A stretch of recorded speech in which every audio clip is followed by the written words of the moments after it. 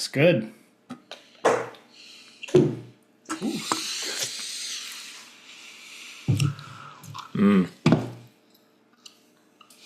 Curious to know what you guys are pouring there.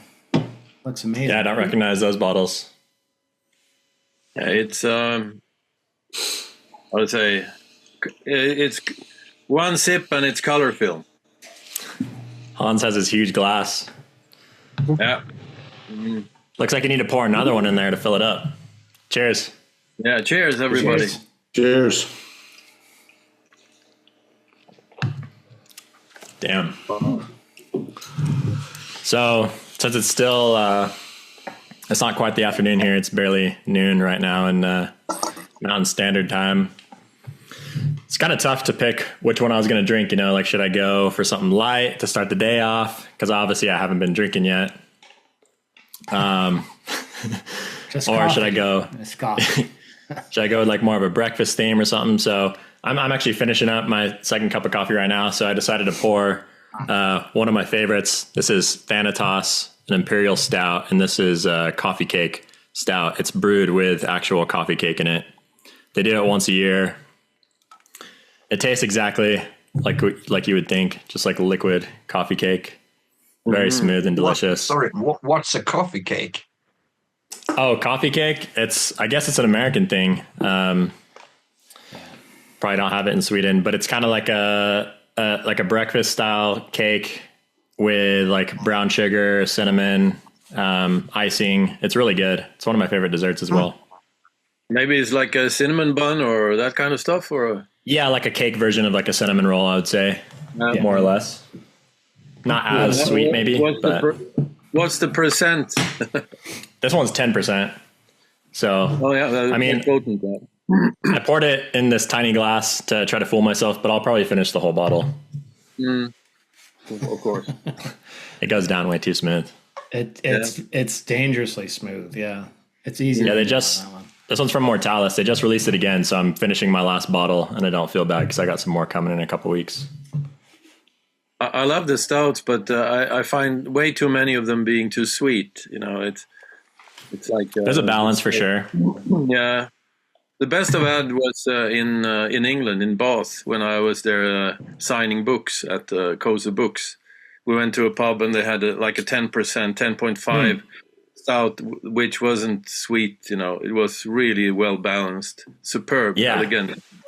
I like them to have a lot of dimension. You know, like chocolatey and some bitterness from like the coffee, but then also some sweetness and not one dimensional, but yeah, I don't mind the sweetness. This one's, I don't know if you'd like this one, but yeah, it tastes like liquid dessert. It's pretty sweet, but it's not the sweetest of the ones that we've. That's true. It doesn't taste artificial or anything. Yeah. And it's not like super, like some of them are really like, just like sugary. Yeah. Food, you know. Man, it's so good. It's my favorite stout ever. Yep. Did they sell all of this? Yeah, my I hope not. Is a new how to say mistress in life. It's called The Beginning. It's a collab between Swedish Omnipollo Brewery here in Stockholm, Sundbyberg, and the Brewhouse in I think Oregon, right? Yeah, Portland. That's where Paul goes for us. We get their stuff all the time. Yeah, it's a triple IPA. They don't have it on the regular Monopoly. You have to order it, special order it, and you get it in 3 days. But it's a 10% alcohol, very, very powerful. A classic New England style, you know, hazy. It looks like orange juice. Really nice color. I think the amount of hops is perfect, spot on. It's you feel the hops, but it's not overly bitter like it can be sometimes. I don't like them when they're too bitter, but this is superb. Very, very full body. How many of those are you going to drink tonight? Maybe 2. Gotta beat your record. But 2. No, I don't drink beer in great amounts. You know, I think 1 or 2 is what I drink, and then I turn to wine if I want to have more. Is that your first drink tonight? Yeah. Okay, so you were thirsty. You were ready to. You were the first one in I'm here ready to actually when I rumble. opened up the meeting. Yeah, I'm ready to rumble. Nice. Glad to have you back. Thanks for having me. So I actually have the American version of what Hans is doing. So this one is from Brewhouse, but it's the Within the Church of the Overlords, and it's a collaboration between them and Omnipolo. Oh, wow. So, I almost picked that one, but yeah, figured somebody Isn't else that would. amazing? a little strong. Is it? Did you know that I was going to open an Omnipolo because I mentioned it to Eric, but do you get Omnipolos over there as well, right? No, pretty rare. It came. They released it maybe like 3 weeks ago. So I grabbed a 4-pack. But I think they've done it before. But it's not- Brewhouse it's likes not very to common. collaborate with Omnipolo. What is your called? What is your version called? So they're calling it Within the Church of the Overlords. So And it's a quadruple IPA. That one is 12%. yeah. Oh wow! Holy Yeah. Christ! So I'll be on the floor here in a little bit. Yeah, we're both. we try to take care of you over internet. Thank you. Appreciate it. Yeah. But it's a quadruple. They're not really listing the hops in here, but it's great. It's fantastic. I've never had a quadruple. I've never even seen one here in Sweden. But there must be somewhere to be found. The color looks the same as yours too. Yeah. Like orange juice. So when I'm in my summer house and we have neighbors coming by and I drink a beer like this, they think I'm drinking orange juice. Yeah. And they find you on the hammock in the backyard. Yeah. What's up, Mikey? This is the that live-free stuff that you recommended to me right now. I'm basically just trying to get this shit out of my refrigerator. The mushroom stuff, supposedly? Mushroom cannabis, microdose cannabis, and mushrooms in a can. Tastes about like what you'd expect. Holy mackerel. Lift off. Yeah. Right. Oh. I should have gotten 2, though, because I always forget they're only 7 ounces. So it's like barely fills it. Yeah, I know. I was like, that doesn't look like a big glass. And Nope. But it's not a beer then. It's something else. Like No, it's non-alcoholic. It's He's taking a more break. like a seltzer sort of thing. he's going all healthy on us. Oh yeah. I'm trying to think, unless it... He used to be like the worst offender on here. Yeah. If beverage seal is comprehensive. So, well, it's got that same thing that non-alcoholic beers have, that like less than 0.5%. Right. Yeah, he thinks he's better than all of us It's meant now. to be non-alcoholic. Looks down on us. Exactly. We'll never forget his his past, though. Come to the dark. Krister, it's amazing to have you on. You're one of my favorite photographers ever. What are you drinking tonight, Krister? Krister, you're talking about me? Yeah, there's no other Krister here. Wow. I'm drinking this. This is really interesting because right now I'm sitting on an island in the archipelago of Stockholm. It's far out. The island is pretty big, 10 kilometers gravel road and 5 villages. Is that where you live? No, not really. My wife is from this place, and her father is a fisherman, the last fisherman in these parts of Sweden, because the super large trawlers have, destroyed all the fishing in these inner parts of the archipelago. Mm-hmm. And he's 83 years old, I think. He was out with his small fishing boat today. He didn't get anything. Then he puts out some nets for a couple of 100 meters, and it's really strange. Hasn't been that way. And on this island, now it comes to the beer. This beer is made on this island. Oh, okay. Super small brewery. It's called Möja. This island, the name is Möja. Möja Pale Ale, 5.7, and you see what it is. It's a traditional beer to food, for the restaurant, just having a chilling out in the sun. Yeah, it's having a chat with your friends about photography. Yeah, it's a really nice beer, and I have some low grade alcohol beer too with me. So we'll see how far we get. Those haven't tried, and it's just some strange stuff, but we maybe be back to that. Okay. Okay. So cheers. Cheers. Yeah. Cheers. Do they brew year round? Yeah, they do, and they also do spicy herb vodka. I don't know what it's called, and sell to very famous and the most prestigeful restaurants in Stockholm. Like an aquavit or? Yeah, like that. Punch, aquavit, a lot of stuff. Okay. Mm. If you like it, you have to try it. It's phenomenal. That sounds good.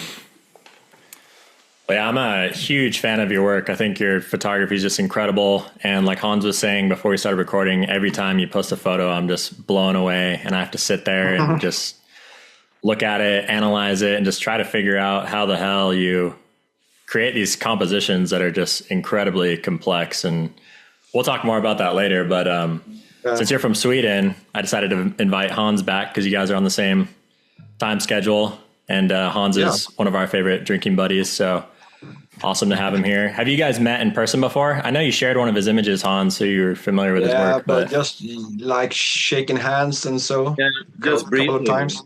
Yeah. Yeah. But do you guys live? It's so small, Sweden, and all the photographers, they meet in places now and then, like for chance, and we're not so many, as you know. But it was a huge difference before when we were quite a lot of photographers living from stock photography.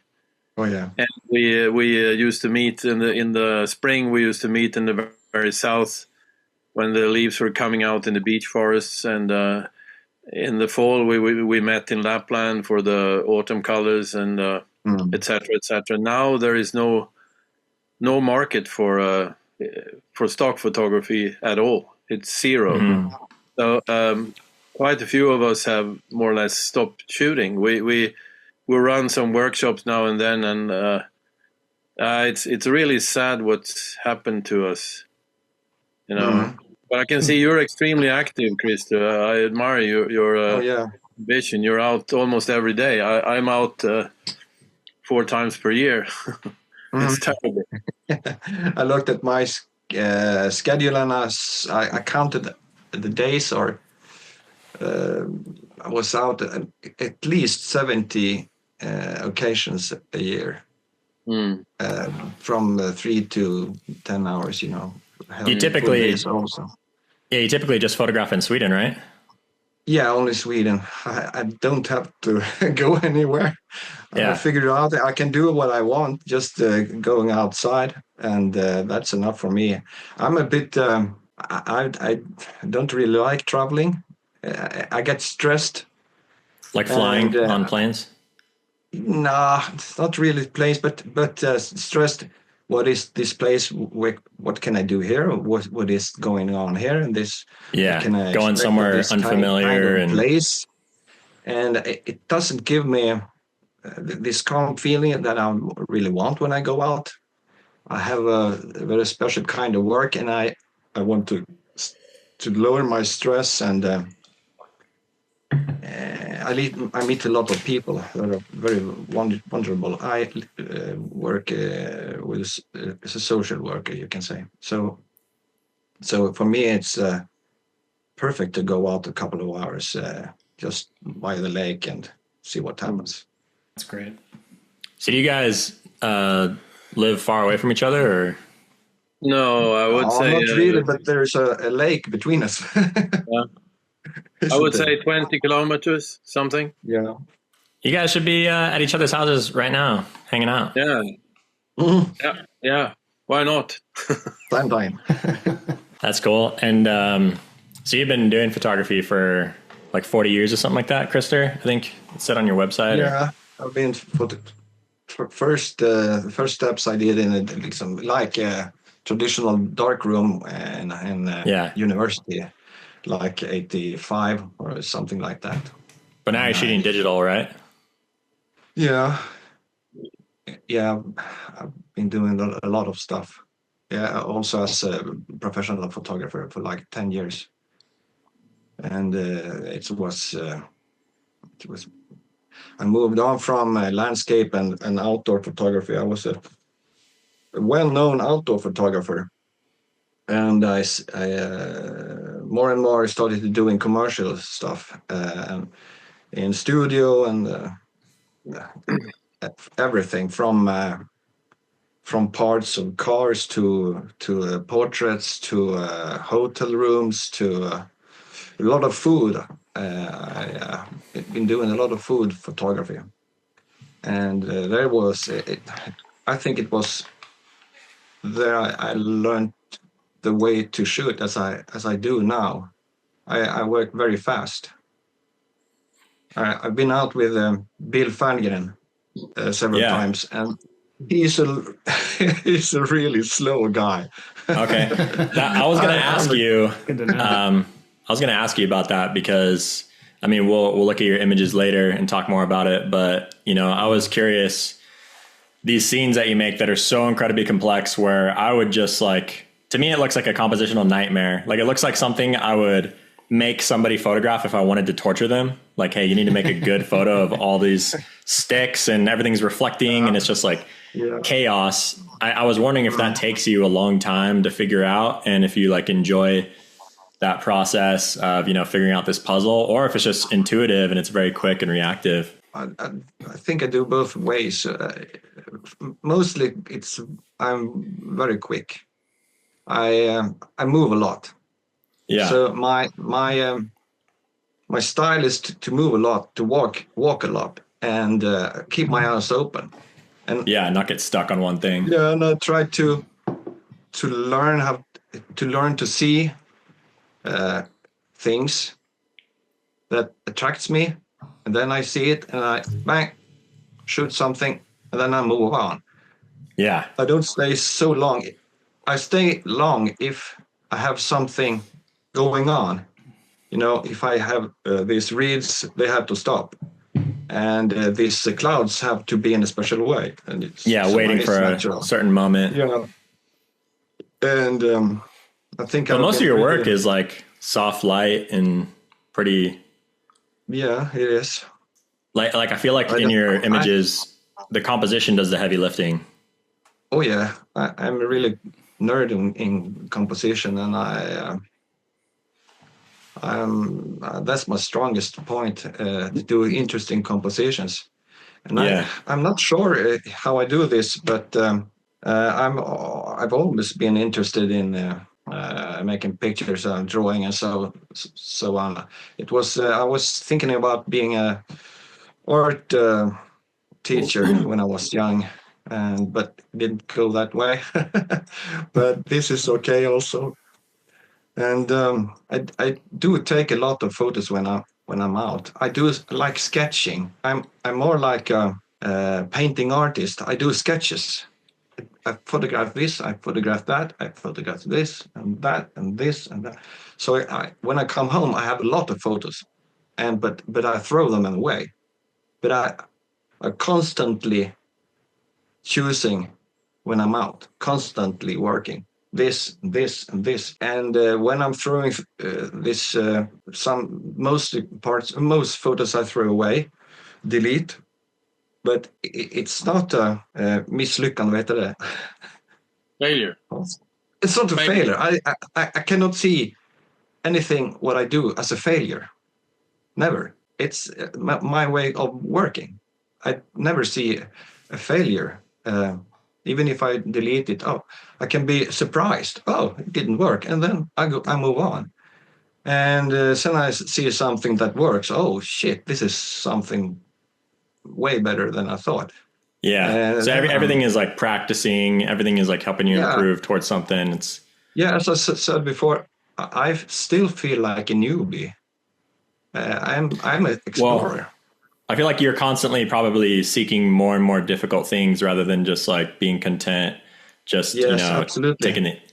So yeah, I don't really do this easy composition with some water, some ice or something, and like a stick or something. If you start doing these kind of photos, you end up with hundreds of those photos, and that doesn't work for me. You can't produce hundreds of the same. You have to have a unique vision every image you do. Yeah. And it's really hard. It's taken me like 40 years. So do you feel like your work right now is the best it's ever been, or has it kind of been up and down? Or I'm really surprised in this kind of photo I do right now, because I stopped taking photos. I put the camera on the shelf for 10 years. I didn't touch it. And that was right after I've been doing mostly commercial shots. And I was fed up with that. And I didn't know how to move on with nature, landscapes. As Hans said, there was no way of selling landscape shots in the early 2000s. Everything dropped 2005. What do you say, Hans? Yeah, it totally collapsed during the financial crisis in 2008. It was like overnight. It went down 95%. I was with Getty and Corbis, and it just stopped completely. Nothing. From feeding me for 25 years, it went to nothing. That was a major shock. Yeah. I wasn't even doing photography back then. For me too, no one wanted to buy some commercial stuff. They didn't assign me to do, industry or food, because there was no money suddenly. And I started to do other things and didn't touch the camera. And this was really strange. It was a bit sad. And the time went on, and suddenly I moved to Stockholm. I was living in this small part of northern Sweden where I was born. And we came to Stockholm. And after 2 or 3 years, I met a guy. We became friends. And he said he was interested in photography. And I said, I'm a photographer. Okay. Do you want to come to our photo club and show some photos? Okay. This was about 8-9 years ago. Yeah. Okay. So I went there with my slide, the slide shows in my Kodak carousel. It felt really strange. And I showed them these pictures from Swedish mountains and the rivers and so on, the traditional mountain stuff. And they wanted me to start, can you start and educate us in photography? In Sweden, we have this workshops for studiecirkel. You know, Hans, what studiecirkel is? No, but it's like a education program for grown-up people, I would say, in different kind of subjects. Could be a poetry, it could be whatever. Yeah, and it's paid by the government. So I was paid, a couple of hundreds for every. That's not bad. Swedish 100 crowns. It's nothing. That's $20. $20. Oh, okay. Yeah, $50. $50. So 500. Yeah, it was okay. Yeah, I did that, and then when they asked me to start to show them how to take photos, I was completely out. I didn't know what to take. I didn't know what to do. I didn't have no clue what to shoot, because for like 10 years I've been shooting only for money. Everything I did to that point have been for income. And suddenly, what to shoot if it wasn't for income? Yeah. For Like, what do you just want to article. shoot for yourself? Yeah, for what I have no clue, but I had to show these guys how to do things, and I realized, oh my God, I really know how to do this. And that was a strange feeling. It woke something in me. I feel like a new person. I could go out and the tree, all right, and the flower there, and some stuff, easy stuff. And I went out to the archipelago and took my camera with me, and this, okay, some flowing water and so on, traditional stuff. The same traditional stuff as I've been doing back in the 90s. And it started coming to me slowly. And I did some, I tried to do more black and white, and I said to myself, okay, maybe I should go back to my first interest, like this I did in the dark room, like in Uppsala. Okay, I can do this, maybe. So it's rather easy to try on the computer, so I did that, and this is fun, and more and more, and then I decided, I went out with a friend, mutual friend to Hans, Jan-Peter Lahall. He's probably the greatest photographer in Sweden. He can do everything. He's so great guy. And we went out in an archipelago with a borrowed boat for 7 or 8 days, and I did some pretty nice shots. And I decided to only shoot black and white. And now, Hans, you have to hear this. This is all your fault. I read an article where you said, if I wasn't a commercial photographer, I would only shoot black and white. Yeah. And I read that, okay, why not? Why'd you say that, Hans? Yeah. Once when I was young. No, but I still think that black and white is, in a way, more powerful way of expressing yourself, and you have much more freedom than in color. You always refer to the real colors. If is this blue really irrelevant? Is this a great green, or what is it? It's always kind of frustrating to I would say resemble what you see, and whereas in black and white you have total freedom to play with contrast and play around much more without being judged. I feel like especially I'm associated with kind of classic darkroom work in color, so I'm supposed to deliver trustworthy colors and relevant contrast, etc. So I'm kind of stuck in that frame. Whereas when I do black and white, I'm much more free. That's my take on it, and I agree with you. Maybe I myself start to shoot more black and white because I'm not selling anything anyway. So what the heck? Yeah. I was thinking that too. Okay, and then I realized I have to learn this. It feels strange after 30 years of photography. I realized I have to learn. I have to understand what the great guys in the 50s, mid-century guys in the US was really doing for real. Not just, nice, and so move on, but I have to explore. And so I bought a lot of books and studied them, and I did a university course in the philosophy of photography, and read some philosophy books on photography that really strange, I must say, Susan Sontag and some other guys. I think your work is very much like Brett Weston. Do you agree? Yeah, absolutely.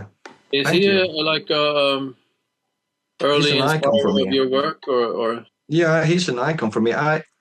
He wasn't the first one I laid my eyes on. The first guys was to get to know Ansel Adams better and Edward Weston better and so on. And then Brett Weston came up.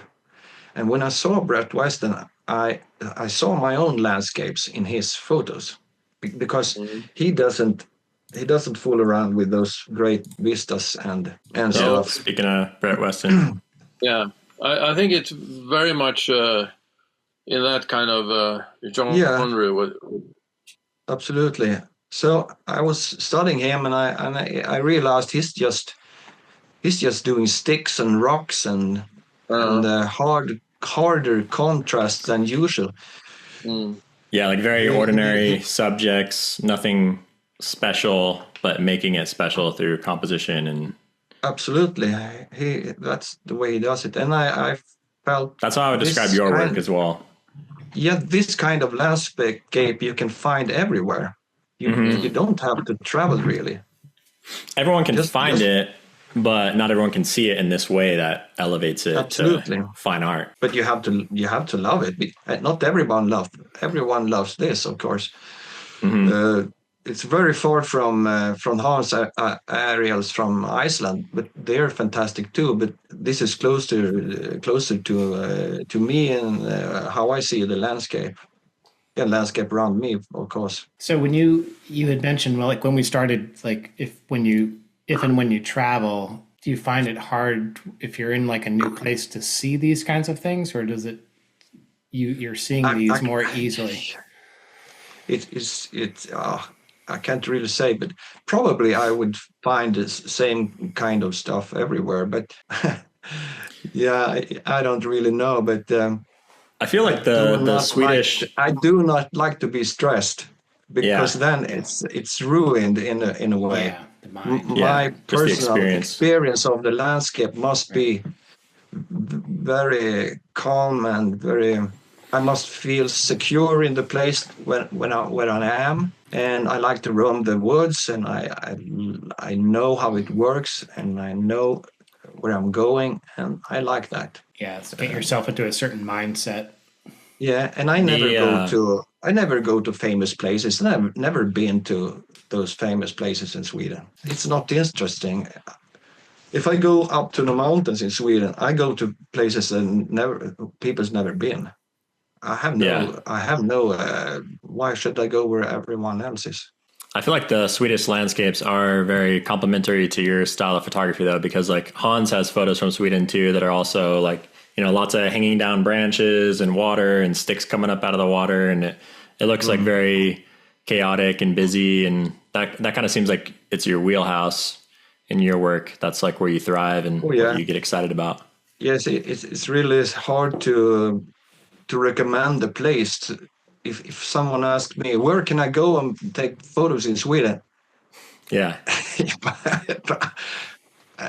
Anywhere. Anywhere. It doesn't work that way. Not for me anyway. Yeah, it's not about the place. It's more about the way you interpret it. But isn't that the case wherever? I mean, even in America, if you shoot a valley view in Yosemite together with 300,000 others, it doesn't give you a great taste really either. Whereas when you discover something in the outbacks by yourself, that's where you really thrive, isn't it, Eric? I mean, I think it's the same, but it is a different biotopes, different kind of chaos or different kind of order or whatever. Mm-hmm. I can definitely relate with Krister. Like when I go out for photography, supposedly, because I really just like to go outside, and photography is just something that happens inevitably. It's not really my goal. I don't force it. But I'm typically looking for places where I know I'll experience a certain kind of mood or a certain kind of feeling, as opposed to like strictly what kind of subject matter I'll find. Because I'm looking to get into that mindset where I'll connect and be like in the space to make photos in the first place. Because otherwise, like I just don't feel like doing it if I'm not in that right zone. mentally. And in some ways, it's almost like you can't see it to a point. Like it's your mind. Yeah, there's like a barrier something else between. Yeah, you're just seeing it superficially instead of like actually interpreting it creatively. Yeah, I think it's not about learning how to take photos. It's about learning how to see a landscape, learning how to take photos. That's pretty. That's not a deal.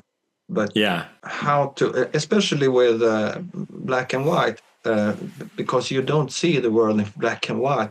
So you have to see something that first you see something, and when you see it, you have to interpret it in black and white. And then I put out my camera and I see on the screen black and white, but the screen doesn't really. It's like a notion of what's going on. Right. Because you're still going to change the tones and things later to increase separation. It's more like this square, what's supposed to be in this square, what's not. Yeah. So the real hard thing is learning to see a landscape in a way, cutting out the colors, because my eyes, or everyone's eyes, first notice the colors. That's the number one. That's how I am. That's like one of the things that usually stands out to me, which is why I don't do black and white typically. Yeah, the color goes really fast to the brain, and I always has to choose not to listen to that voice. It's because I've done a lot of color photography, of course, and I know how it should be done. And then I have to say to myself, no. No, that's a color, and I move on to something that will work in black and white. And I think you can work in conditions where color doesn't work either. You can work in much higher contrast. That can still work, whereas in color it becomes aggressive in a way. Yeah, if you manipulate the tones too much, the color looks unbelievable or distasteful. But I have a hard time like recognizing the potential for stuff like that, since I hardly ever do black and white myself. So I just feel weird like intentionally trying to learn how to be better at black and white, because then I feel like I'm kind of forcing it and kind of boxing myself in and like just not being as genuine. But it is something that I definitely admire in other people's work. But Krister, you're using Fuji, right? 50 or 100 or what is it? No. What do you have? Cheapest camera you can imagine. He's using his cell phone, man. most photos I've done is Canon. I don't really know what's name. Maybe it is Canon. EOS something R. Like a Rebel? No, R.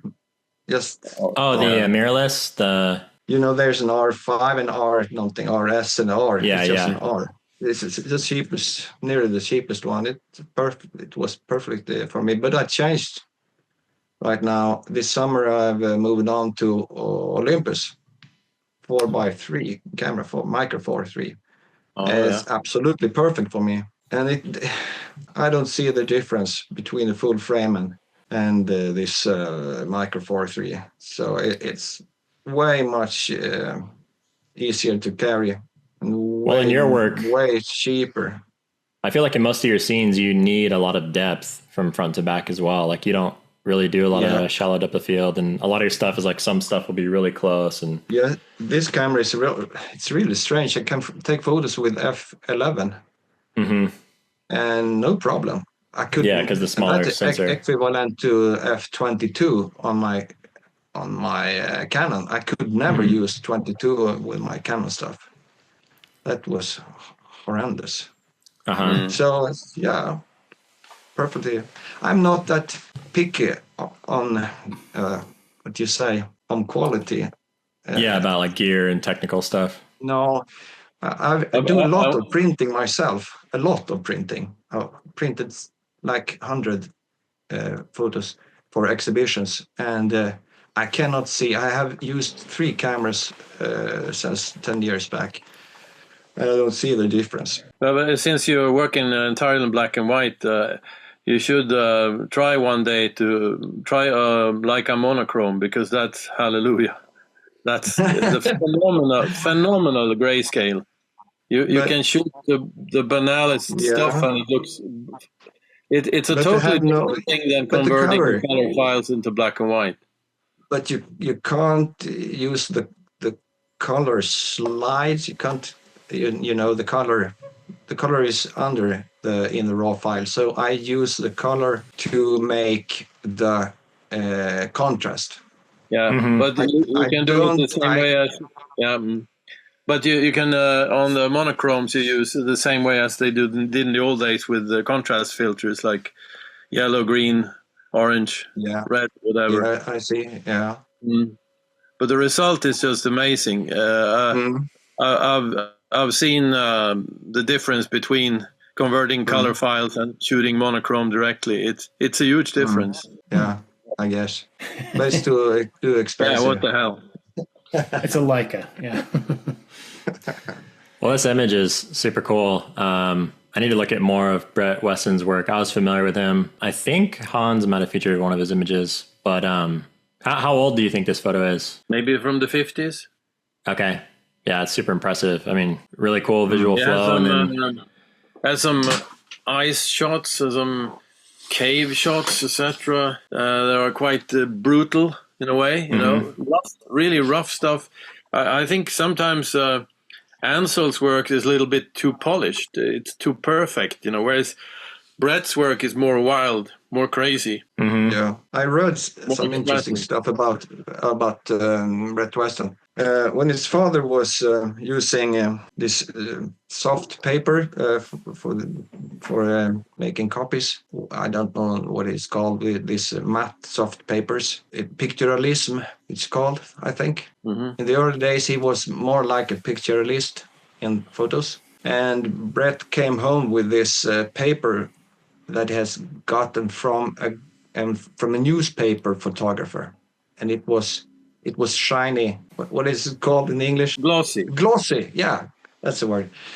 He showed his father this glossy paper, and the super tight contrasts that could be done in that. And Edward Weston, oh shit! So he started using that just to get these punchy photos. Because I was told, I read this. They didn't, the newspaper photographers, they weren't artists, so why use their paper? But Brett Weston showed this. So this must have been like 30s, 40s. Okay. And it's interesting how technical advancements can drive how we today want to show photos, because without these glossy papers, it hadn't been. It wasn't. We couldn't do this kind of work. Right. It's pretty interesting. Yeah, I feel like that. Like a lot of that happened between the 50s and the 80s, and of course, with digital stuff too. And now it's kind of redundant. The technological advances really don't make a difference in the quality of the photography anymore.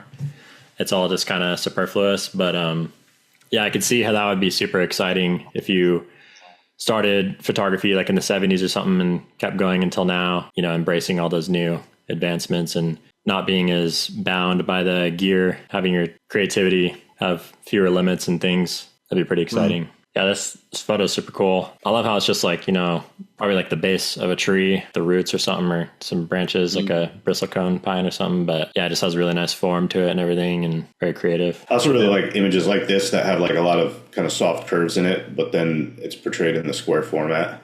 I think there's kind of an offset between the actual, square format that, that it's actually printed on, and then what's contained in the image. There's kind of a nice contrast there. It really works well in this case. Yeah, that's cool. You chose a lot of photographers that I've heard of before, because most of them are classic photographers, but surprisingly, we haven't featured them on the show. You're the first person to pick out their stuff, so it's pretty cool. And this one's from Capitol Reef, I think I saw in the description. What do you like about this, Krister? Now, what to say? It's mind-blowing. There's so much deep dimension. It's like 3D, but not 3D. And this light coming out, it's like it's shining in itself. I guess it's some water coming down. It looks like mud to me, like slick, wet mud, which you find a lot in the canyons here. This is probably done at noon with a really hard... deep contrast. Yeah, maybe the white stuff here is a cloud or something.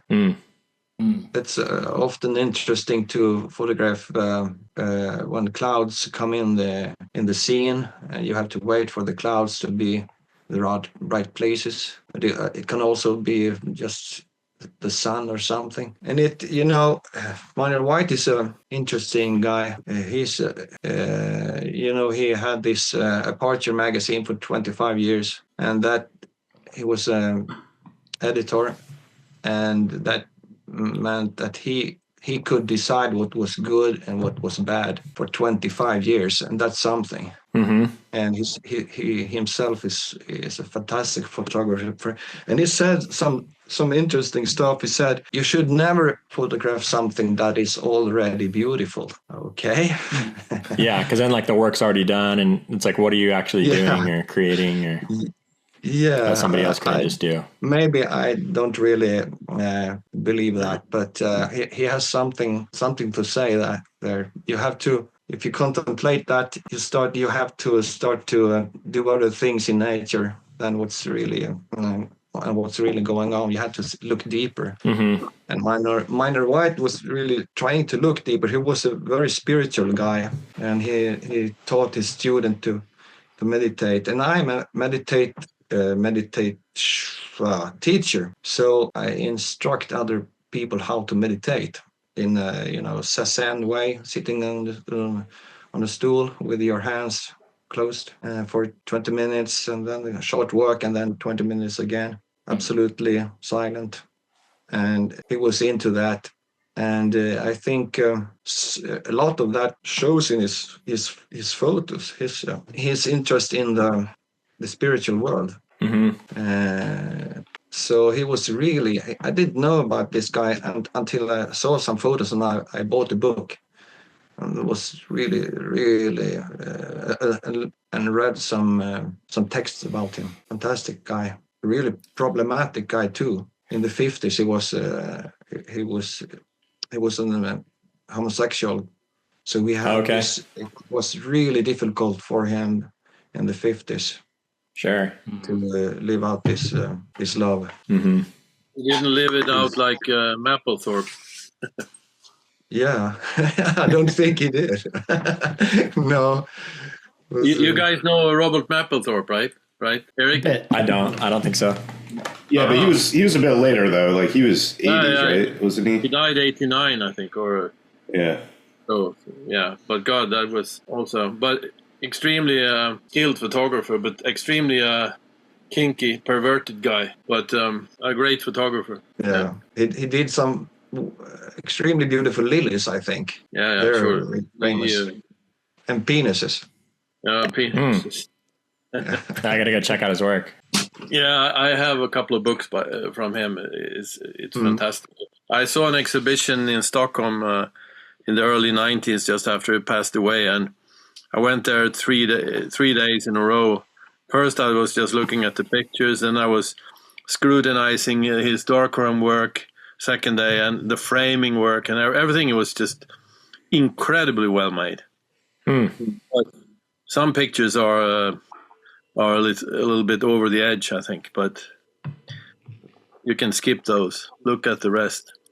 In this picture, I would have preferred to take one step to the right, though, to get the bottom highlight in the center and line up better. But yeah, maybe it wasn't possible. Why? Yeah. I start to like. I start to like asymmetric photos more. I've written a text for On Landscape that would come in first in January, and I write some about Japanese ink painting. And when I started to study Chinese ink painting, it's also about Zen Buddhism and about having the asymmetrical paintings. In Europe, we have symmetrical paintings, symmetrical photography. It's very important for us. But these guys, they love asymmetrical things. Right. The wabi-sabi, like... Try to do that. Try to do asymmetrical photos. And it's so hard to do. Yeah. And for me, it's it works. Yeah, it is. But it's you can try it. Yeah, you're kind of going against your instincts, or absolutely, this kind of feels off. Yeah, this one's cool. How I can tell it's mud, but it feels like maybe like a river running through the Amazon or something, or you know, kind of like a black and white, like Sebastião Salgado photo. That's like, you know, but it's just a small scene, and this is the kind of subject matter I see all the time, but in a way that I haven't really seen it portrayed before, or that I've ever thought of. Yeah, the cracking in that lower right corner helps to balance it out in a way with the upper left. It looks the upper left looks like literally like a river. It's really pretty. But without that cracking, it would be a very different photograph. Oh yeah, it's a framing for the rest. Yeah. I need to get some more of this. How to say fuel? Yeah, go ahead. Just a second. This one is really good. Did you have this one yet, Eric? Or me and Paul shared one in the desert when we were camping together recently. Yeah. I still have mine in my fridge. It was really good. It's pretty dank too. It's it's really potent. It's got a lot of stuff going on. Is that the same one, Hans, or is that a different one? I have no fantasy today. It's just I stick to the winning concept. Yeah, when you find something you like. Yeah. It's so good. Nice. This photo is incredible. That's amazing. I know Jimmy's a fan of Paul Caponigro. Yep. Yeah. I haven't seen. I've been looking at this, and it's really hard to understand what it is, but I think I know what it is. Is it a cave, icicles, right? Or is it upside down, maybe? No, it's a tree. It's a cut tree. Yeah, I was kind of thinking like splinter, like wood splinters. Yeah, you're right. Yeah, so extremely well done. This is so strange. Paul Caponigro, I think he was a student of Minor White. He had a lot of students. So he was much younger then. He is the father of Jean-Paul Caponigro, who just passed away, right? Yeah. Oh, he did. Yeah. I mean, or am I wrong now? Wasn't it a Jean-Paul Caponigro and a Paul Caponigro? Oh yes. I think is Paul the one who just died, and his son is still pretty active. John Paul. Paul who died just last. That's what I thought. Yeah. Paul died. Yeah, Paul died. Paul died. Okay. Yeah. Okay. Now this is extremely clever. Yeah, super but you're cool. right. It's a stub, right? I couldn't figure that out. No, with this picture in mind, I've tried to do something like this. Yeah, and why do people have to understand what you do? I mean, it's fantastic to puzzle people, leaving them with a lot of questions. Oh yeah, yeah. I feel like it's better if they can't understand. Honestly. Mm-hmm. Yeah, they can hear what's about afterwards. But to start with, it can be quite interesting to have them trying to figure out what it's all about. You know. Yeah. Yeah, you know, it's like if you don't immediately know what you see, you're going to look twice. Mm-hmm. Yeah, it's going to sustain your attention. If it's something that makes you interested, and there's a lot of things going on. The guy in the middle, you see the black one with the robe or something. Yeah, he's like standing there. He's an Indian chief or something with a feather in his head. Yeah. I made a photos just a week ago in the National Park here in Stockholm, and some ice running down a rock, and I thought this can be great. So I did a photo, and I got home. When it got up on the screen, I saw what it was. I've taken a picture of, and then this was 4 guys standing, and there was a rock and there was a shining cloud. I didn't see that when I took the photo. When I took the photo, it was just some nice ice forms. And when I took it up on the screen, I saw what it was, and I just bang. It was really strange. And I had this very bad day. I was feeling really stressed and not very well. So when it came up, I was blessed by this picture. Mm-hmm. So I was really happy with it, and you can watch it on my Instagram if you want. And I don't think. Oh, yeah, I think I means a saw lot it to me. because Sorry. I think I saw it because Yeah, you I probably think saw the it. one I sent to you, Eric. Oh, okay, cool. Yeah, it was so strange. And I know in my heart I can never do something like that again. And it's okay. I've done Yeah. it. But this photo feels like the same. He didn't see everything I see. And that's okay. I have my associations about what's going on here. Right. Yeah, I love work like this where everybody can interpret it in their own way, depending on the way their mind works and their experiences and what different shapes mean to them. Yeah, it's super impressive. Like such a captivating, creative photograph taken on archaic film equipment. Like just another testament that it doesn't matter what you're shooting I'm with. thinking of how this scene must have looked like in real. How did he see this, and how did because he blew out the lighter tones because it wouldn't have been white like that. No. But that makes it more abstract, graphic. Yeah, it's really cool. That's great. Yeah, I had not seen that one of his. And there's an Ansel Adams photo that I actually of like. Of course, we have to have this one. Yeah, because like Hans was saying, I feel like a lot of his work is kind of a little too straightforward for my taste, like not really very interpretive or, just kind of wide angle stuff of places that are already beautiful to begin with, like impressive, regardless of how you compose them. This is a lake up in the high Sierras, right? In Kings Canyon. I think there's a lake up in Kings Canyon, right? I don't know if Krister knows. Krister's never left Sweden before, so. I think it's in the high Sierras, in Kings Canyon in California. I would imagine. I think so. One of the images I've been inspired by as well. Really nice. And it's done really early in his career, I think, 1927. Wow. You could post this today and people would be impressed. Yeah, it holds up. Yeah, it looks very modern. Or maybe it's the other way around. We do get inspired by those guys, whether we like it or not. I think there's you can never escape your history as a photographer, but not all photographers know their history. Yeah, I think that's a shame when photographers are not interested in the history of photography, because that helps you also. First, it inspires you, and it puts everything in a, let's say, it puts a meaning to everything to know the story. Like it's good to know a little bit of painting artists as well. I think it could be good. Oh yeah. Yeah, just knowing like what's already been done, so you can like go forward from there instead of just repeating everything that they did. And you can relate, and I think it's the same with music, Definitely.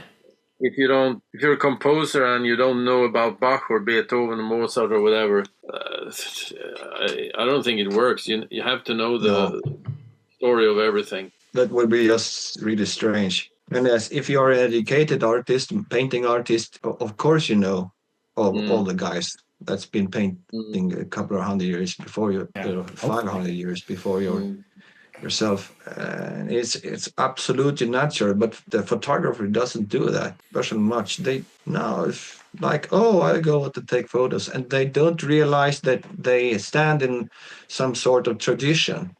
No, I do my own work. No, you don't do your own work. You do this kind of work. I've never heard of this guy. Yeah, the genres have already kind of been established, and you're probably going to fall into one of them. Yeah, absolutely. You're inspired today by the guys who have 7 million followers on Instagram or whatever. It's like they are showing the direction of photography.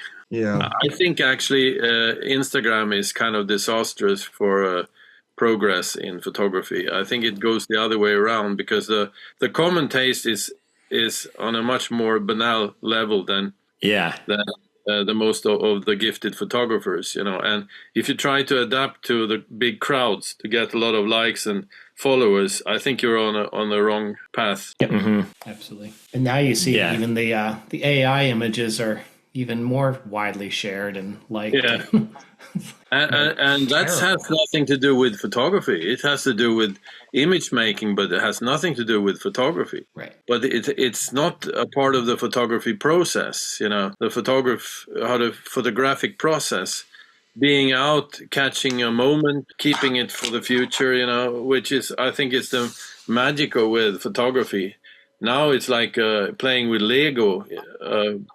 You put a little bit of this and a little bit of that, and it's a kind of synthesized procedure. It doesn't appeal to me at all. I think maybe I'm too old, but I think it's sad, because the pleasure of being out there, seeing something and preserve it in the camera is just pure magic. Right. I just think like catering to an audience in any kind of art form is always detrimental, and the best kind of things like in any field that are created by people are ones where they were scratching their own itch, and they had a genuine desire to make it for themselves, and they're not trying to impress anybody else or anything. So unfortunately, like social media really encourages that, to try and not only appeal to an audience, but like the broadest audience possible, which, like you said, is going to have like very poor taste, very uneducated taste. They're not like experts in photography or art or anything like that. So yeah, it's going to be very mediocre. And you see photographers, of course, they're probably getting paid for saying this, but they show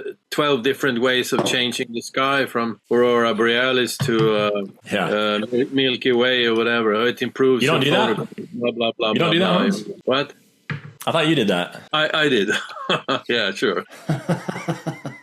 Yeah, not everybody did. No, but I think it's horrible, because it's a free world. But I have no interest in watching that kind of photography. Yeah, that's not what you want to see proliferate. It has no value to me. Sorry. Well, that, and especially with Instagram, I mean, it encourages that 2-second attention span. Like nobody spends time with a photograph anymore. So yeah, got to shock them immediately. Yeah, exactly. And I think that's detrimental to the art form more than almost anything else, more than the subject matter. But what are you going to do about it? Yeah, it's not our... Yes, not encouraging contemplation. No, I think we can fix the problem, Jimmy. You're being pessimistic. That's what we're doing here with the show. Fixing the world. Oh. So this looks like another pretty old photo. Yeah, I like this mysterious feeling in photography. And I have two things... I want to explore in my photography. That's one thing is beauty, and the other thing is mystery, the mystic. Mm-hmm. Mystic is a better word. I don't know if you use the word mystic in the US. Beauty and mystic. How would you describe that? Yeah, photo has to have beauty, at least for me. Otherwise, it's kind of meaningless for me. Like some kind of aesthetic appeal? Yeah. Right, things in the right place, or good composition, or just feeling of beauty. But only beauty isn't enough for me. It has to have this mystic feeling. It has to have some sort of deeper meaning, and giving me some interesting in a deeper understanding of the world, really. Because we people were very close to destroying everything that we love, and my God. What's happening? And if we doesn't have this vad heter det? But a component of mystery, yeah. Precis, eller kunskap. Knowledge. Oh, right. If we don't have a knowledge of mystic experience as a person, you don't have. If you never experience the mystic in nature and in the world, you won't like to preserve it, because it doesn't mean so much. Yeah, you're kind of referring to like what lies beneath the surface of it, like absolutely. If a tree is just something you can cut down, and just materials to use. It's only if a mountain only has its value if you can do mining in the Yeah, like based on what you can extract from it. And the river, the only value in the river, if you can make a dam, it's absolutely terrible. And that's where everything is going. So I have to have my smartphone. I have to have my computer. I have to have my car, and everything else is just shit. That's absolutely horrid. So photo has to have some quality, so you can explore what the world is going on. And here we meet two things. It's rather difficult because these metal constructions are really angry, and you know what to say. They're difficult to see because they are rusting and so on. And you also have these natural waves, and you have this sand, you have these rocks. So it's a kind of a competition between man-made and the earth itself. Yeah, it's an interesting scene because I almost didn't realize that it was like the legs of a pier at first, or yeah, I think it's like a pier. It's all kind of cohesive. Kind of felt like trees or something at first, but yeah, when I saw that, I was kind of startled, like kind of thrown off a little bit. But yeah, it's an interesting piece. It's competition here between providing you some mineral water. Nice, got to pace yourself. Yeah, what you were saying about like the mystery of nature and stuff just reminded me of a Henry David Thoreau quote that I really like, where he said, "This curious world which we inhabit is more wonderful than it is convenient, more beautiful than it is useful. It is more to be admired than it is to be used." Yeah. Yeah, that's something that like people have to understand to really love nature and solve the problem of conservation. Yeah, I think this is a problem for nature photographers, because we tend to evaluate nature the same ways as a mining company do. This is a good place, and that's a bad place. Totally. Hey, here I can make money. This is shit. So yeah, this place has potential. This place doesn't have anything to offer. Yeah, and we tend to see landscape in the world as where I can become famous and judge it and categorize it. Yeah, this is not good. I think the secret is learning to see the value and beauty in everything, in every aspect of nature, like even in grotesque things, disturbing things. Absolutely. Like beauty isn't just like your typical like eye candy, beautiful stuff that's very colorful and perfect. You can also find beauty in like chaotic stuff, you know, in death, even in decay. Every aspect of nature is beautiful if you have the eyes to see it. Yeah. The Zen Buddhist way is like a beauty in the decay. It's called there's a Japanese word for that, and I've tried to do some photos in that way, beauty in decay, and that it's often used in photography, of course. But if you do those photos with that in mind, this is something that is decaying. This is dying. This has its own ongoing from something to something. It's a different part of the process. And I'm taking a photo of the process. Yeah, for Weston. In Swedish, we have a word for that called förgänglighet, German förgänglichkeit. I don't know. I've been thinking of trying to find a good, relevant word for that in English, but the closest I've come is kind of decay. But decay it's not really the same, because förgänglighet is more like what you're saying, Krister. It's the beauty of something vanishing, disappearing, and it's not just decaying. It shows the life cycle, you know, in a way. Yeah. As the seasons are coming and going, we see the life cycle of the leaves are falling off the trees and they're decaying on the ground, etc., etc. I'm sure Michael knows a word. He's our expert. As human beings, we're also we're on that in this fading process, bit by bit. You know, from day one to the last. Yeah, everything's slowly falling apart. Everything's from the moment it is born. It's heading in that direction. Yeah. And if nothing died, nature wouldn't function. It's just as important as things being born. Yeah, the word in Japanese is wabi-sabi. You can look up. It's Yeah, it's like interesting to read imperfect about. perfection. And Yep. Really cool. yeah, this one reminded me of both yours and Hans's photos. Is this a Swedish photographer? Yep. This guy is a really star in Sweden and elsewhere, I think. He was really famous from a long time ago. When I started out, he was showing photos with books and so on. And as I would say, traditional landscape photographer, doing a lot of stock photography. Right, Hans? You know him? Yeah. Yeah. And was really good at that. Fantastic. He traveled all around the world and doing stuff. And then as I don't know what happened, he started to do very strange stuff with this small scenes and chaotic scenes and strange photos of buildings and gravel roads and lots of black and white stuff. But this stuff he's done for like 10 years is much more personal. Much better.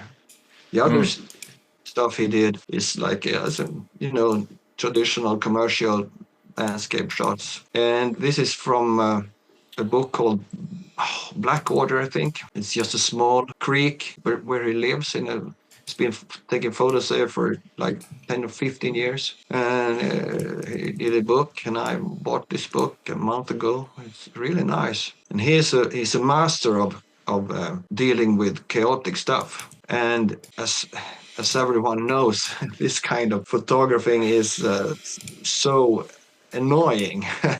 Yeah. But there is always something that doesn't work. Right.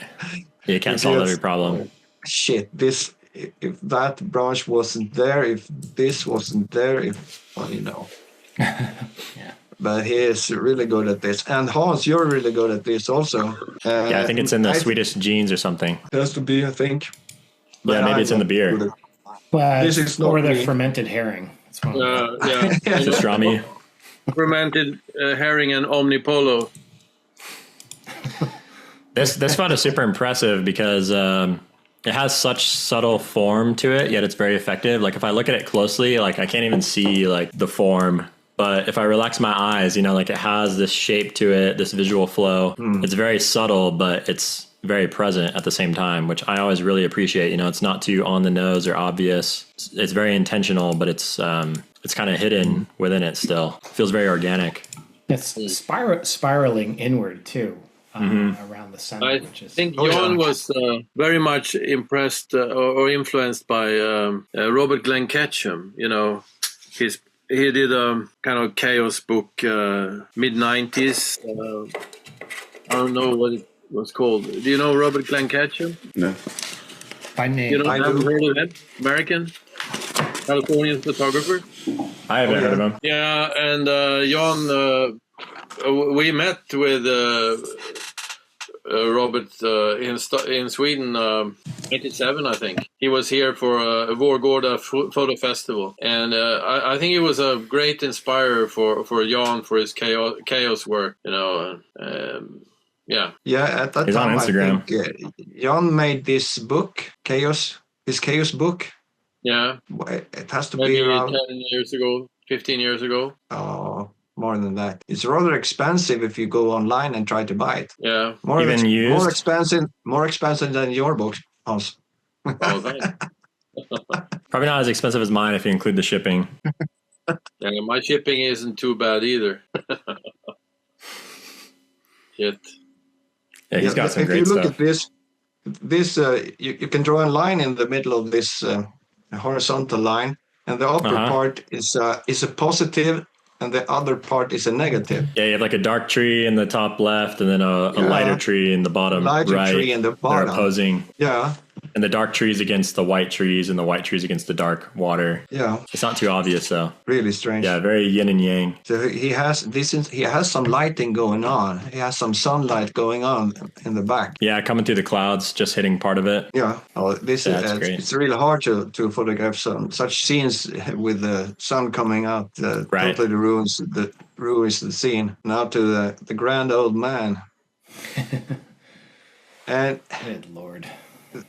we've seen a lot of dunes, right? But my God.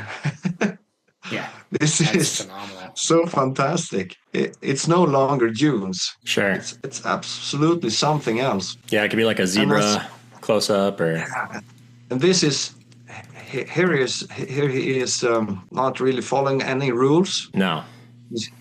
He's doing what he likes to do. But if Ansel would have done this, he would have detail in the shadows and even in the brightest highlights, etc. But Edward is much more wild, making it, I think, more artistic in a way. Yeah, and this is asymmetrical. Would you do it? Would you crop it like this, Hans? No, I think it's, for me, but I like it, but I wouldn't go this tight.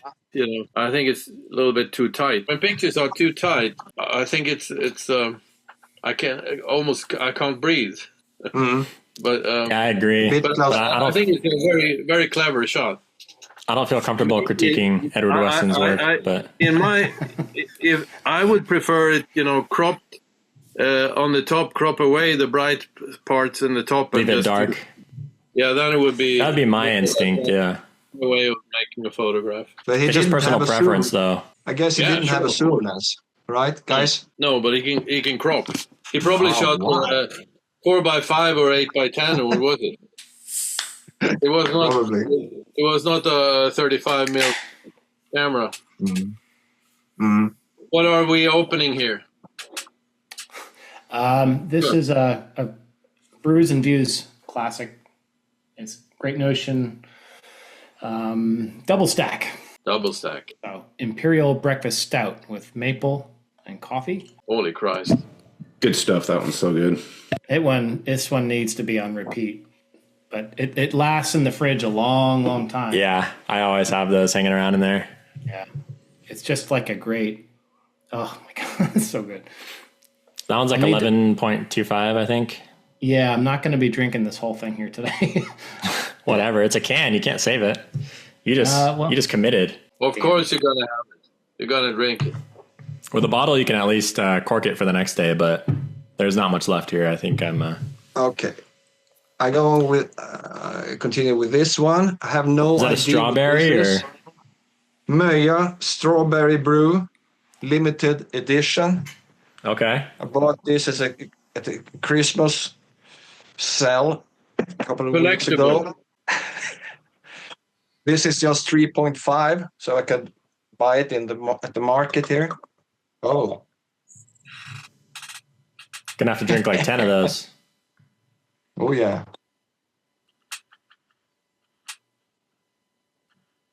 Yeah, I'm super curious. I would love. Smells like pastrami. No. He didn't pass out, so no. Suröl, sour beer. What's the name in England? US. Yeah, sour ale, maybe. Yeah. Tart. Uh-oh. Need a different one. Gotta swap that one out.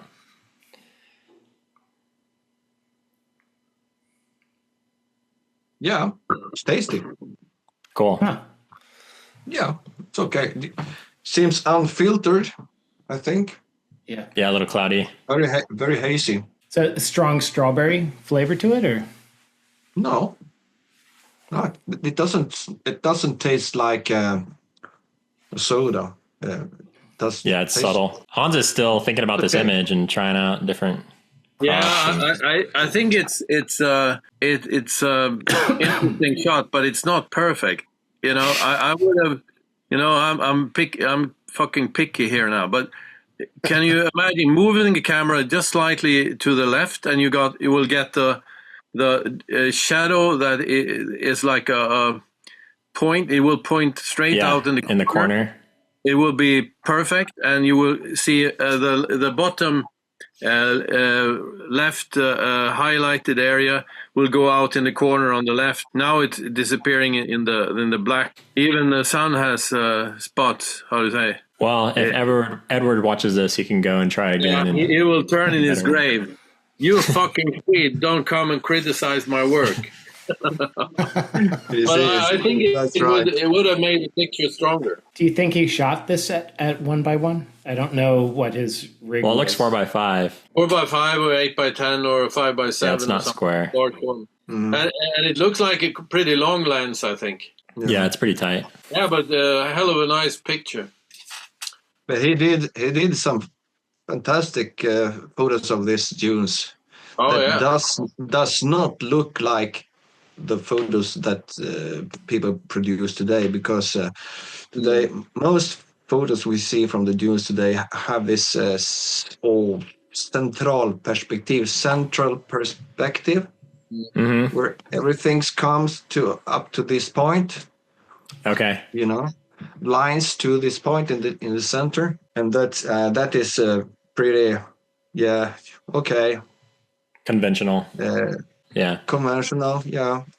And it doesn't tick anything inside my brain, because I don't know. Yeah, that's what people do when they're out. Because it's hard to pull this kind of stuff off. Really hard to do this kind of stuff, because you have to find this place.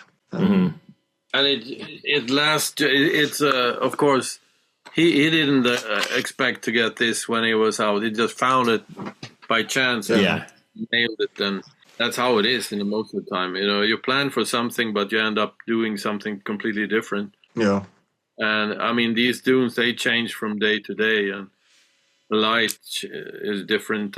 But that's what the magic is about: freezing a moment in time. As I understand this fleeting light, it only shows up for a couple of minutes, or. Yeah, I mean, that strip of light on the edge of the dune that's in the dark shadow, that must not have lasted more than 30 seconds before, it had more light on it. Oh. Or the opposite, it was completely in shadow. If you have in Sweden, would have this kind of light for 2 hours or so. In summer. 4 hours in summer. No, but I photographed in like Namibia, and then there I noticed that in the morning at sunrise, the optimum light was when there was 25% of the sun above the horizon. That was just one frame. The next frame, it was too bright. Extremely narrow window of good light, So in the desert, when the clear horizons, it's very, very narrow. It's like at the equator, when you're at the equator, sunset is it's like a light switch. Yeah. Sunrise too. It's like bang, it's up or down. Drops fast. Yeah. And in the Arctic, is, as you said, Krister, it goes on for hours. If you're in Greenland, you have a sunset for 4 hours. It's really tiring, because you can't really stop shooting around in this early June. It's and then you have a sunrise. After 1 hour, you have a sunrise. Yeah. In the summertime, Yeah, it wears you out. And you can't do it for so many nights. You get really tired, but you want to continue. Do this another night, but it's impossible. You have to switch day and night. Yeah, but you also do that in the mountains. Yeah, same with the Swedish mountains in like July, August. You change. You work during the night hours and you sleep during the day. Yeah, it's kind of like drinking. You have a great time. You're like, oh, I should do it again tomorrow night, but it catches up on you, and you gotta pace yourself. Drink during the night and you sleep during the days. Yeah. Shit. As usual. Well, now it's time to talk about your work, which I've been really excited about, because I think your stuff is just fucking incredible, and I don't know how you do it. Like, I picked out this scene just because it's a great demonstration of just taking a photo of a tree. Like, I can tell, like, you were just looking upwards at the branches, probably not super unique conditions, just overcast sky, but the way you composed just all these squiggly branches and everything so perfectly. It just makes it such a graphic, compelling scene. And I feel like that's like your superpower as a photographer. Nobody else does it quite like you, I think. Yeah, thank you. Yeah, this is well balanced. And I keep telling myself what Hans said a lot of times, keep an eye on the corners. Mm. And I think I have some leading lines to the corners. Mm. And so I can do some, like, micro adjustments just to get this right. Yeah. And the corners aren't equal. The importance Your edges are perfect too, though, because like a lot of times you can have like a branch going out and back in, which is distracting, or like a super vertical branch where all the rest are diagonal. Like everything here is moving in the same direction and super cohesive visually. Yeah, I was out with the Bill fan again, once again. Nice. And Bill was standing right beside my. He didn't take photos of this canopy. He's probably looking down at the ground. Yeah, probably. Photographing some spider webs or something. Yeah, it's more his style. He likes subtle colors. Mm-hmm. He often just blend two colors like this. Mm-hmm. And I'm more the dramatic guy. I want the impact of lines and forms. And this is just a really strange beech tree. And so you didn't spend too much time making this, like you were saying earlier. Was this a pretty quick? I started. It was. We've been out for a couple of hours, so you get rather tired in your brain just looking at stuff and trying. This would take me forever, and I'd end up with a headache probably, and without any good images for it. So when we came to this place, we was just running out of time, and saw this, and I took some images of this with handheld. So okay, some of them, and I saw when I did some. This have some potential. I have to do something, so I put out my tripod and started to work and have a couple of variants of this one. But this one was. And also, I think you've been brave enough to leave the shadows black, making it like a litho print. Where there's no grayscale; it's just black and white. Mm-hmm. Right. And I think I tried both. Yeah, I've done the same. I've had the same experience, but it's less interesting if you come up with more detail in the shadows. That's my experience because you don't have this. It was too much. Impact. It was too much going on with the barks, and so it didn't work really. It was just too chaotic. The eye, I guess, the eye can only evaluate one thing at a time, and so as a photographer, you have to decide what is interesting. This is interesting, and then focus on that. You have to carve out. This is interesting. This is not interesting. Yeah, and you do that in the landscape. This is interesting, and what comes just right beside it, it's not interesting. It doesn't need that.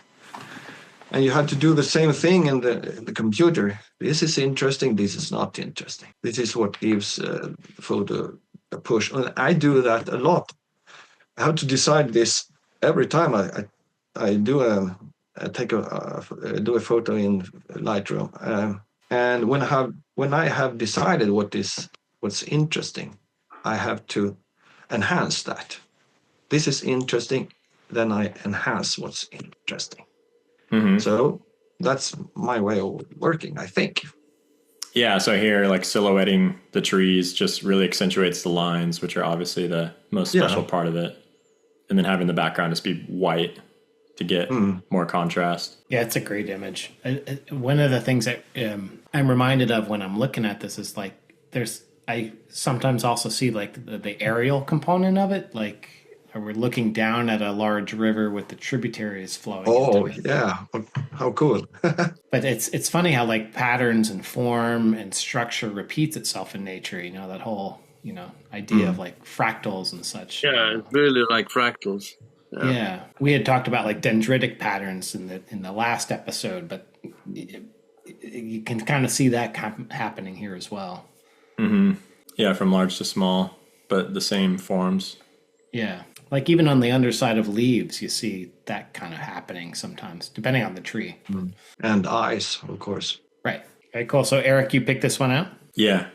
I was waiting. I thought Mikey was going to say something earlier. Oh, no, I was just going to say we kind of moved on from the conversation. We were talking about the edges. The only point I was going to make is that the center of it is so compelling and so strong that, like scenes like this, it's so hard to control the edges and to, not have, kind of distractions there. But when you visualize it and you compose it in such a way that the center of it is so strong that, it almost becomes a moot point because it, just kind of focuses your attention there. Right. Like if this composition wasn't so strong, the edges could be a problem. But because it is, it's it's not a problem. And I mean, personally, I have no issue with the edges. I think they're perfect. But in similar scenes and trying to compose similar scenes, I've definitely struggled with that. But this is a great example of how a strong composition can just carry a photo so well. Yeah, it's super great. It was very difficult to pick images too. I've been going through your website over and over again, like all week, because I just I love all your stuff, man. And it was difficult to just pick one or two. But this one's really nice too. Hans liked this one, and I think Mikey, was it you that picked this one too? I did. But maybe Jimmy. Yeah. So who gets the vote for this? I mean, I can speak to why I picked it out. It's just such a very clearly you're dealing with like this really cool freeze thaw issue with ice, but the balance of the organic components across it is just like it's phenomenal. Like it's just like it's just between organic and inorganic is just you're just playing with it so well.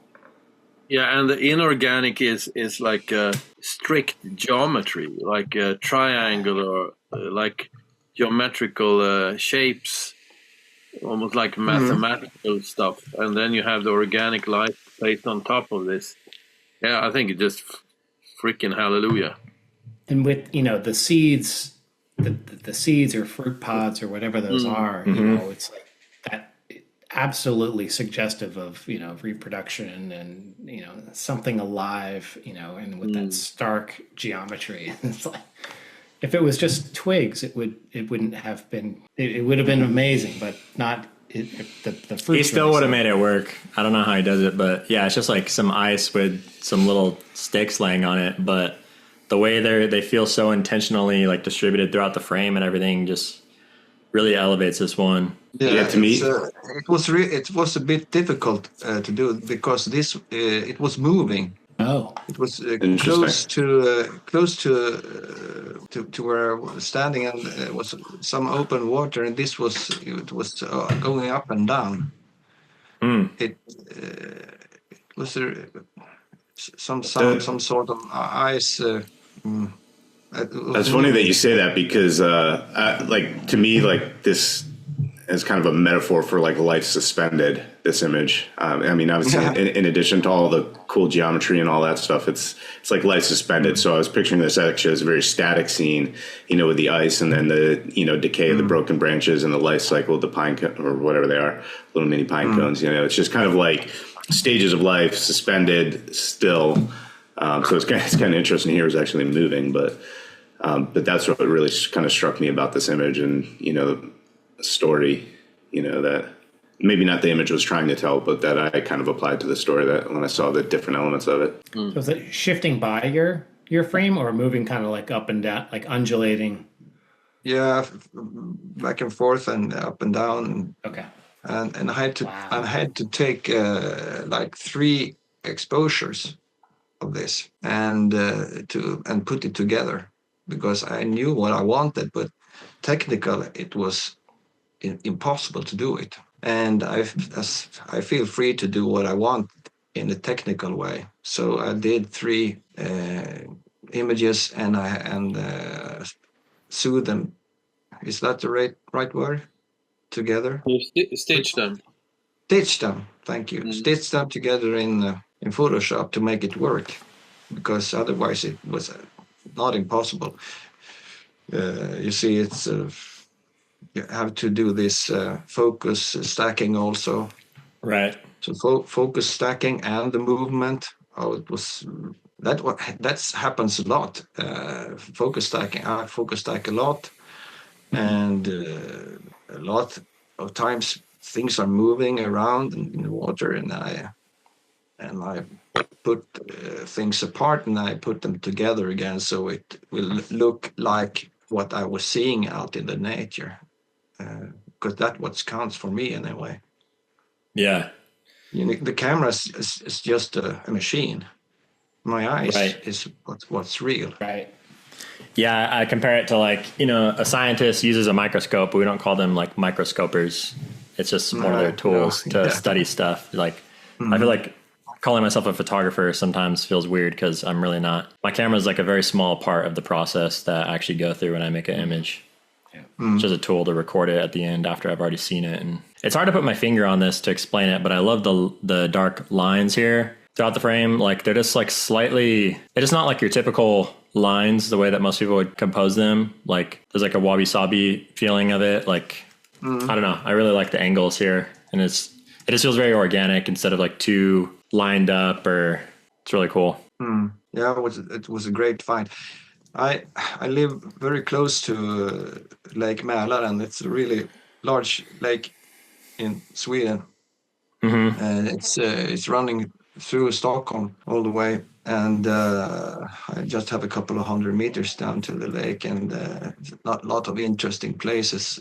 It looks different every day, and you never know what you get. And I have a lot of photos from there, and often when the conditions are great, when the ice and snow, I walk to my job every morning, and I bring the camera and do some work on my way. Do not really remember this occasion, but it's a bit far from home, so I probably went with my bike or something. Yeah, it's just it feels very balanced and everything, but it has a really nice energy to it because there's just like some slight offness to it that gives it just enough tension to be more interesting and not too on the nose or too simple or basic. It's really cool. This one's incredible. Oh, that one. You like this one, Krister? Oh my God, this isn't nature. Yeah. This is. Well, I chose this one. Yeah. Go ahead, Krister. Yeah, how is it not nature? No, it's a central Uppsala. This is a river Fyris on. So I'm standing at the dock of this small river, or like a creek, and I am in Uppsala because my daughter has done her examina for her education, university education. So I was there to celebrate her, and I was in a suit, and I had this, and it was rather cold, and I was in a suit, and I had this Fuji XM1, small, really small camera with a 16 megapixel, and I had this 50 millimeter lens, equivalent 50 millimeters lens. And there was walking, and I saw this coming and going. So I said to my family, I have to stay here. Are they used to that? I guess I never really bring my camera when my family's around, but I was supposed to take photos of my family at this examiner. Yeah. So I stayed there, and I was in my nice shoes, no outdoor stuff, and I bent my knees and sat down at the dock, and I waited, and I saw this foamy thing going on, coming and going. The scene, you've all been there. Yeah. And I was a bit cold, and I sat there for 40 minutes and waiting, and took a photo. So I had like 100 photos, like 100 exposures of this tree, and the combination of this white foam and the black tree this is one of the greatest thing I've ever done. And I've sold a couple of prints of this one also. Nice. Yeah, I think in addition to the white and the black, I love the kind of flowing curvature of the foam, contrasted by that kind of rigid structure of the tree. It just creates this kind of dichotomy in the image that really, really makes it just such an engaging photo. I mean, it absolutely stopped me in my tracks when I saw it. Yeah, I've never seen anything like it. It's of course it's some kind of luck, but I knew what I wanted and I saw it. I can have a nice photo here, so I waited, and that's what you have to do sometimes. Yeah. Because a lot of the time there was no foam at all. Okay, no foam. So I waited for like 5 minutes, and then the foam came. No foam. Then the foam came. So in this kind of conditions, you have to be really patient, because it can really pay off if you know what you're looking for. Because I saw these patterns coming and going, but not where I was standing. The little feeling. Yeah. The little like strands of foam and stuff are so delicate and thin and like squiggly and swirly. It really resembles like paint or something. Yeah, I didn't have a tripod, so I was holding my hand like over the dock. It's really tiring. Good thing it was a small camera. Really small camera. It's not the size that matters, though, right? And Otherwise, Mikey's in trouble. I couldn't really see what I was doing either, because the camera was way out. Yeah. Mm-hmm. Well, in this frame, the foam is nicely distributed across the entire frame. So I'm sure you had many that it wasn't that case, but it feels equally balanced in all directions in terms of its distribution. So you got that. Oh yes, it is. And I printed this a couple of times, as I told you, and it's 16 megapixels, and I printed like 40 centimeters by 30 centimeters, and it's perfectly. I don't need any more than. I think I need like 20 million pixels. That's all I need. I can do the prints I want to do. Mm-hmm. Just out of curiosity, what did you print this on for paper? Like a glossy kind of. Yeah, or is it like matte or some mid gloss. It's a Canson Infinity something. Beretta film. Beretta. Yeah, very expensive. Yeah. But when I heard about it and I read some stuff about it, and I have to try this. I can't. It's fantastic. The black is phenomenal. Nice. I have a nice workflow. What I see on the screen is what I have on my Epson P800. Mm-hmm. So I don't have to deal so much with it. What I have, if I'm happy with the screen, it will be a nice print also. And I have an exhibition now.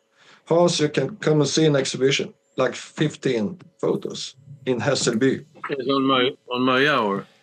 Yeah, you have your own gallery, right, Krister? Oh yeah, gallery. Yeah, it's a gallery, but it's my old tool shed or my bicycle shed. Yeah, it's right here beside me. There's only one road here, a gravel road, and if you want to travel from the one side to the other, you have to go here.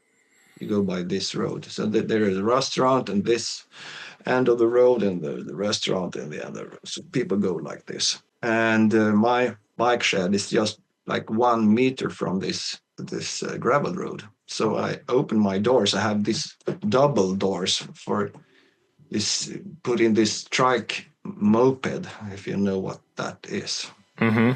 Or my quad or something like that. So it's really nice, and I have like 20 photos in. And then I sell 8 or 10 every summer, so I get my money back.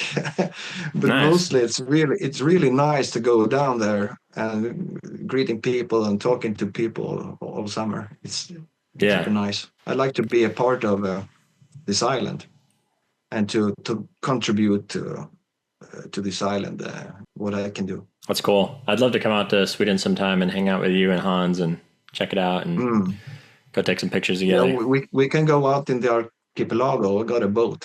Nice. Then you have something really hard to photograph. The archipelago is the worst. You have this flat horizon all wherever you go. Okay. Don't make it easy on me. It's so hard. And What you say, Hans? Is the archipelago? Sorry? Eric, we have Omnipolo as well. Yeah, that'll hold me over. That helps. That helps a lot. For sure.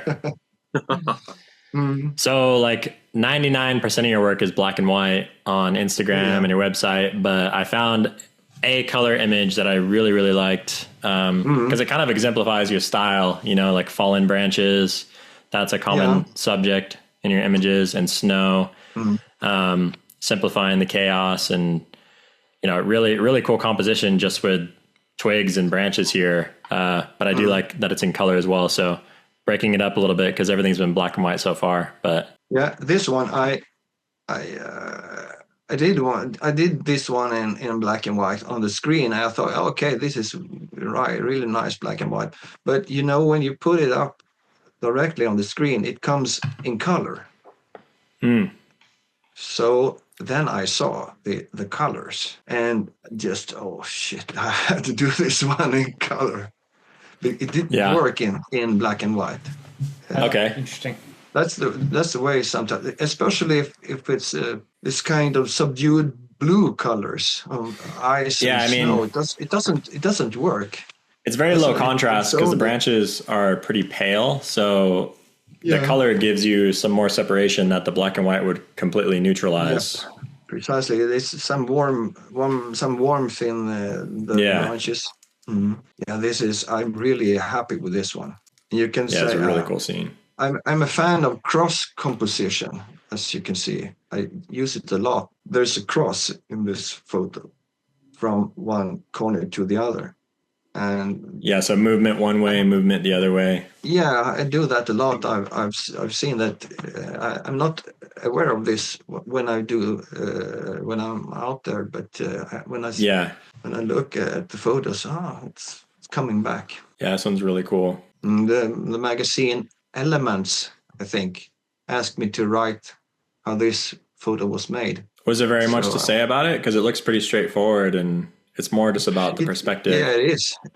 I was just walking by the lake. This is like 500 meters from my place, and so it's nothing special really. But you made it feel special, though. That's the thing. Yeah, it wasn't obvious because this is you have to go through a lot of sticks and bushes and out. Well, I feel like this is stuff that a lot of photographers would even like actively avoid. You know, like a broken branch or just sticks coming out of the snow. Like, oh, it's not good enough, or it's not interesting. It wasn't obvious from where I stood at first, but I did a lot of photos of this tree from the other way, also in towards land, but that didn't work at all. Just fills the frame so nicely too. Yeah, it's really among many things, it's really cool how like the leaves that have been retained by the branches are more concentrated in that right corner than across the rest of the frame. So it provides this interesting balance to it. I did one thing. I did lift. It was some yellow in the ice on the left side. Somebody peed in it or something? No, it was more like just more yellow. A beer peed. More yellow and less blue. And I wanted this blue all in a... the cooler tone instead of like having different tones. I did adjustment on that one. So I'm not really, a purist. Is that okay? It's okay with me. It's not okay. It's not okay. It's not okay. We'll cut out this section now that you... Yeah, we'll cut out the left corner. Yeah. Yeah. If it results in an image like this, The rest is good enough. sorry. So Very what the sorry. heck? Yeah, Would like, you do that? Would you? I do that Try a to lot. I'll balance- simplify the color changing palette. color, if you have a color cast in one section, I have no problem of correcting that to something. No, I don't change the content, but I can change the how to say, the color. I can change the Temperature? contrast, temperature, whatever. Yeah, sure, absolutely. Yeah, harmonize it a bit. because it could have been, the color cast could be from a reflection off something else outside the frame, or Yeah. it's lots of sources. So Or just the way the sensor picks it up. Yeah, I was gonna say it could be like a white balance thing, even like. Yeah. It's a shame that you did that anyway, Krister. No. Joking. No, I'm joking. No, of course not. It's no worries. No. I think, Oh, yeah. Here it is. Yeah, Yep. sure. There's the one you're talking about. Yeah. So you took this Wow. just recently, you said? It's like the purgatory. Oh, yeah. At first I thought it was like on the coast. Like I thought that was moving water at the top, like slow shutter speed and like a rock against the sea or something. But now that I see it bigger, I'm realizing it's not. And Because this goes beyond the obvious, goes beyond everything I've seen. It's just what is it, like a dream, like a mental stage. Somehow it's wow, it's crazy. What is it up there? It's something burning, like a furnace. These are figured like human beings, sculptures. Incredibly strange, interesting shot. I knew when you spoke about this picture which one you were referring to, and that's a very, very special image, in my opinion. Yeah, it is. The first thing I saw was this praying guy at the left. yeah, it looks like he's kneeling. Yeah, he's kneeling. And for Sitting me, down. he's praying because it's something terrible going on the other side of the rock. Yeah, like they're hiding behind a big boulder. Yeah, they're hiding behind something. And he's really afraid. And there's three other guys also praying with him. And Interesting. This is weird and fantastic. But my daughter saw this one, and she said, "No, it's two wolves at the right side." Yeah, and that's what they resembled to me, like coyotes or something, or howling. Two wolves and a pup, and there's a fire with in the middle where with some smoke coming up. The guy to the left, he's just trying to get warm with the wolves. Oh, that was strange for me, but it's okay. The wolves and the man, that's cool. I have this. You see what this is? Maybe not. It's a paw print.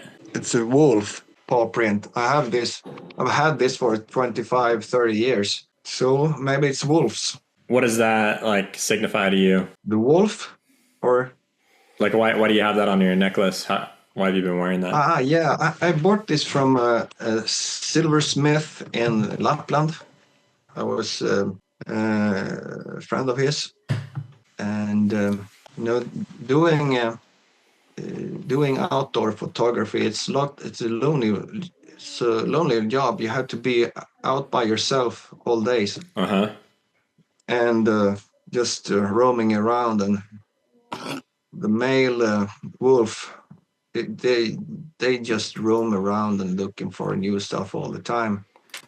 You can walk for miles and miles in a day. So I felt this kind of something of the brotherhood of.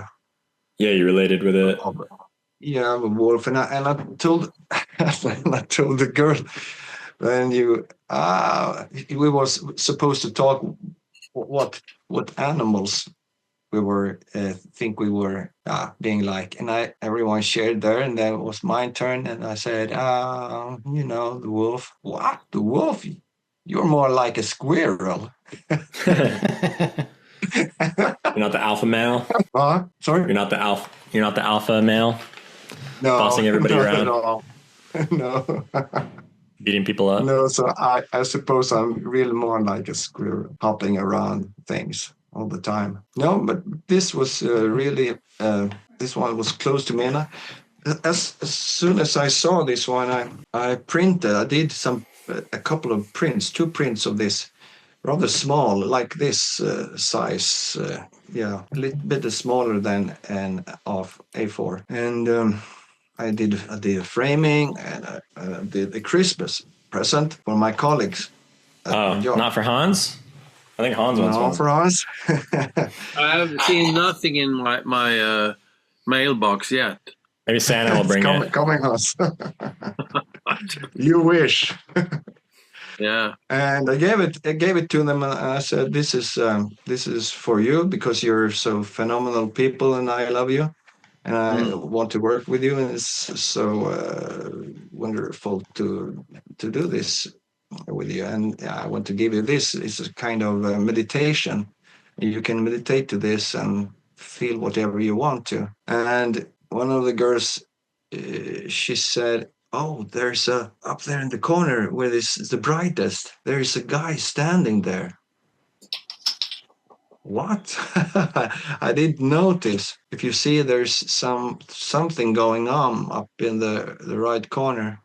The brightest is all right. So she saw this person standing there in the light, and people down on the ground looking up to this. So she was really, oh, this is something. I don't know what she saw really, but for her, and it's perfect. If I can do this kind of photos for the rest of my life, I would be more than happy. Yeah, just like really engaging the imagination. I know I can't. Yeah, this is so difficult to do. Well, and if you go out like trying to find stuff like this, it doesn't happen. It's always just like, it's just there. It's exactly like that. You being never in that know. mindset again. You can't decide to do this stuff. You can park your car and go 5 meters and bang, there it is. Right. Yep. Yeah, it's incredible. But you have to have your eyes open. And this was just 2 weeks ago, and it was really nothing special. I've been to Tyresta, the national park, a lot of times, and walking, having a cup of tea and sandwiches. This is nice. Oh, right, some ice on the rocks. Yeah, this is cool feeling. Wow, this one's a classic, I think. Yeah, this is.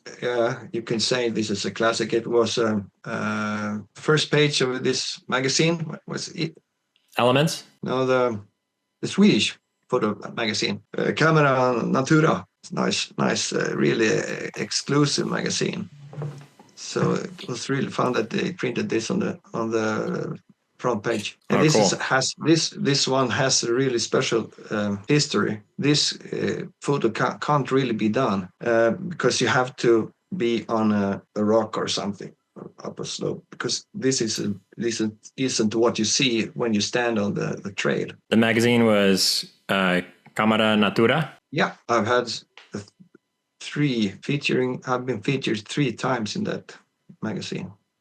Really proud of that. I can see why. It's great. Yeah. I have I didn't even dream about being so successful. But I had this tripod. So I put my camera on 10 seconds and lifted it up, my tripod, and did a shot. So next. So I had this tripod, like 4 meters up or something like that. Next one, click. So I took 10 or 15 photos. Wow. With this aerial, sorry? Yeah, so you were like the same level as the ice then? You weren't like naturally above it on a hill or something? You were standing on it? I'm on the ice level, and I put up my tripod really high. Are you pretty tall? Are you pretty tall? Yeah. So then I went home, and all the photos looked really bad. So I did stitch them together, of course. So I could have the composition I wanted, and so I managed to to solve a technical problem. Okay, I didn't have a ladder. Yeah. How many times did you want to have a ladder when you're out? Or I mean, I'm drone? 6'3", so not really. Yeah. But 5'2". you are, Hans? No way. 5'2". 127 centimeters. No, you're pretty tall. There's no way. Yeah, you're like I'm a Bigfoot. bloody monster. I thought all Swedes were tall. Yeah. Yeah, this is like another scene. Your work really exemplifies just like elevating the mundane, because it's just, branches sticking out of ice, and it's just the kind of stuff that a lot of photographers would avoid entirely. I think they'd be looking for something cleaner or neater, but you just turned it into this incredible scene. Like somehow you just make it all so cohesive. Yeah. I feel like your work is just really great for people to study if they want to learn more about composition, because it really shows just like the most difficult scenarios possible executed in the best possible way. Thank you. I know my photos look really simple. They look in a way, this is the only way this scene can be done. Right. This is the natural way of doing this scene, but everyone knows it isn't. But my photos, when you look at them, they feel as natural, as home, as coming right out of reality as it is. But every photographer knows that it doesn't work that way. Yeah, it's just because it's being presented to us in a organized way. It can be deceptive. Yeah, I love the there's a lot I really enjoy about the image, but the lines, there's two lines in there on the upper side coming from the left third and the right third downward. The vertical lines. Yeah, mirroring the branching. It's just like extra that those are there. Like why they're there is beyond me, but they're there. Yeah, it works super well. Special. Yeah, I mean, who would have expected those to actually get in there? Yeah, I had this. I was thinking about this curved log at the bottom. I could have done this photo without the curved log, and I tried to do that also, but I needed this curve. The rest of the lines are very sharp and eager for attention and disturbing in a way, and so it needed some balance. Mm-hmm. And I think it did. This smooth curve. Yeah, I think where a lot of photographers would find certain things to be like too problematic and they would just like avoid them entirely, you instead find a way to implement them and use them to elevate the scene, which is super unique, and it just makes your work stand out, and it's different than everybody else's because you're embracing those challenges rather than just getting rid of them and simplifying it a lot more. Right. I don't like it being too simple. That's a thing I'm really concerned about. If it looks simple in the camera, it will be too simple. And you definitely like complexity. Yeah, I will always avoid that. Makes me want to try to embrace complexity a bit more, but I feel like I veer on the other end, like towards minimalism. Yeah, minimalism is hard because it's really it's easy to do the same photos all over again. Yeah, or have it just be boring because there isn't enough complexity. But it's not overly natural either. Nature's complex and chaotic, and sure, it's great when it's minimalistic, but it's actually quite uncommon. Sure, yeah, I feel like you really show the true essence of nature in your work in a very effective way, visually effective, super remarkable. So what's next for you? You've been out taking photos a lot lately, and you got anything coming up? Or? Yeah, I did one today. Oh, cool! I'm really happy with.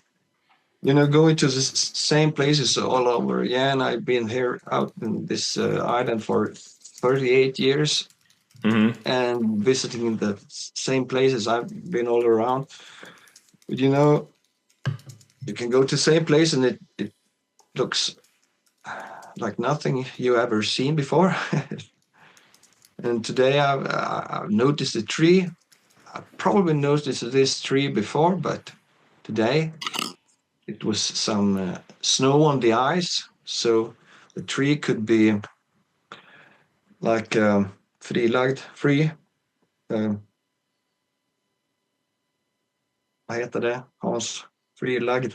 Don't ask me. But it kind of, He doesn't speak Swedish anymore. He drank 2 triple IPAs.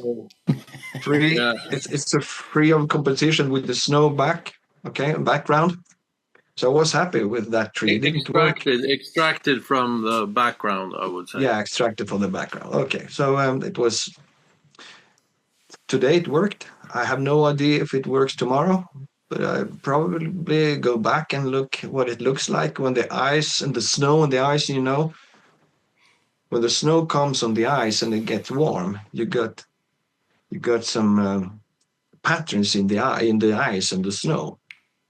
That can be really interesting when the snow melts on the ice. Mm-hmm. But not from a heavy snow, though, right? Like it. Sorry? Not too much snow. Yeah. Yeah. Just a couple of centimeters. A little bit. Then it can be so cool. Then after this, for New Year, I'm going up to Lapland. My wife lives in Lapland, lives and works in Lapland. And she's coming home. She works 2 weeks, and then she is home some days and works 2 weeks and home a couple of days. It's a little bit boring, but that's the way life is. And then I go up to her, and this is Vilhelmina. You have no idea what this is, but this is Lapland for real. And today it was 35 Celsius degrees, like 100 Fahrenheit. Wow. And it's pretty tough. But for someone who has been tenting, living in a tent in that conditions, it's okay. Yeah. Are you like that's fucking 38 degrees? I didn't quite get it. Yeah. In the tent. 40, I saw it. 40 degrees in a tent. Horrid. Yeah, it's in Norway. 38. Yeah, sure. In Sulitelma Mountains. Okay. Are you like Hans, where you stay up pretty late at night? Are you going to do anything after this, or are you going to bed? I'm going to bed. Yeah, not going to have a few more beers? Yeah. I'm going to work with the lenses and so on here. Yeah, I have a bunch. Yeah, I have more. Oh, no.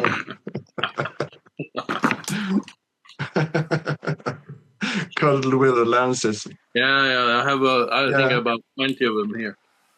I just bought myself a couple of new lenses. A Chinese tilt shift for the Micro Four 3 cost $300. Do you use a tilt shift on a lot of your stuff? I could see that applying. $300 for a tilt shift. It's That's absolutely perfect. Yeah. It's super cheap. It's the Hasselblad device for tilt shift. Wow. It's an adapter. You can put any kind of lens on this, and you have like a tilt shift possibility. But it's a freaking Meccano. It's too front heavy. It doesn't really balance very well. But it's stuff I never use. I'll show you this. This is my. Wow.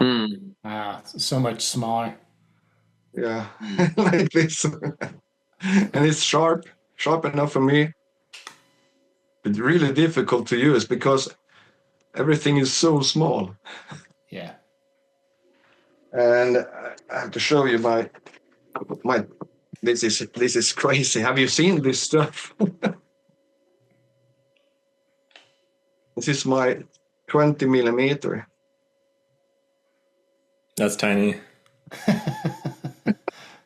Looks like shit. It's super awesome. It's like a kidney stone, right? People are buying the wrong stuff. I tell you this. How much does that weigh?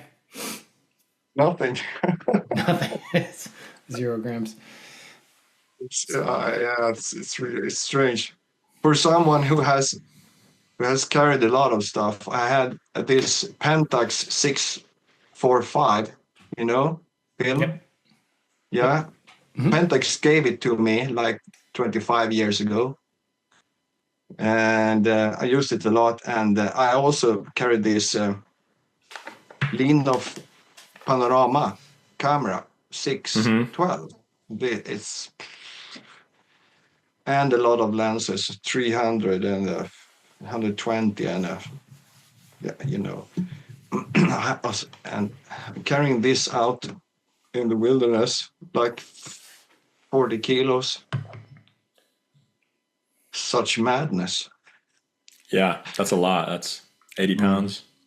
I'm still suffering from a hike I did into Sarek in '94. I carried 43 kilos and into Rapaselet, you know where it is. Actually, it's flat, easy walking, but carrying that weight was just too much for me. And I still have problems after 30 years. As soon as I stand still for, let's say, 15 minutes or so, my left leg is getting numb. So I destroyed something in my back from carrying that kind of weight. Yeah. Sounds familiar. I didn't get any image either. There was no gain either. It was just pain, honestly. Stupid. Okay. Yeah, Krister, thanks a lot for coming on, hanging out with us, and talking about your images. It was really insightful, and I've been looking forward to this for a long time because you're absolutely one of my top 5 favorite photographers. I think you're one of the best. Much. Absolutely. Thank you for having me, guys. Cool. It's a real pleasure. Anytime. Great meeting you. Thanks for coming back, Hans. Cheers. Yeah, thank you, Hans. Sorry, I had to twist your arm to drink with us, but Hans, see you in Hässelby. Yeah, see you. Yeah, cheers. See you guys. Cheers, everybody.